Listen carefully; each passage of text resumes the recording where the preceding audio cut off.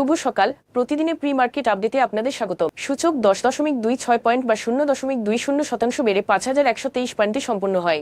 বাজারের লেনদেন ছিল 471 কোটি টাকা, যা আগের দিনের তুলনায় 8.05% কম। তালিকাভুক্ত বন্ড ও সরকারি ট্রেজারি বন্ডে বিনিয়োগ সংক্রান্ত নিয়ম লঙ্ঘনের কারণে সম্পদ ব্যবস্থাপনা প্রতিষ্ঠান বাংলাদেশ রেস ম্যানেজমেন্ট পিএলসিকে 55 লাখ টাকা জরিমানা করেছে Bangladesh securities and exchange commission BSEC. Prime bank PLC 2025 সালে শক্তিশালী আর্থিক ফলাফল দেখিয়েছে, যেখানে তাদের সমন্বিত নিট মুনাফা হয়েছে 910 কোটি টাকা এবং 30% লভ্যাংশ ঘোষণা করা হয়েছে। শিল্প খাতে উৎপাদন কমে যাওয়ার কারণে অক্টোবর-ডিসেম্বর প্রান্তিকে অর্থনীতি প্রবৃদ্ধি 3.03% নেমে এসেছে, যা আগের বছরের একই সময়ে ছিল 3.53%। 2025 সালের 31 ডিসেম্বর পর্যন্ত দেশের ব্যাংকিং খাতে খেলাপি ঋণের পরিমাণ প্রায় 5.45 ট্রিলিয়ন টাকায় পৌঁছেছে, যা ঋণ শৃঙ্খলা ও আর্থিক তদারকির দুর্বলতা তুলে ধরে।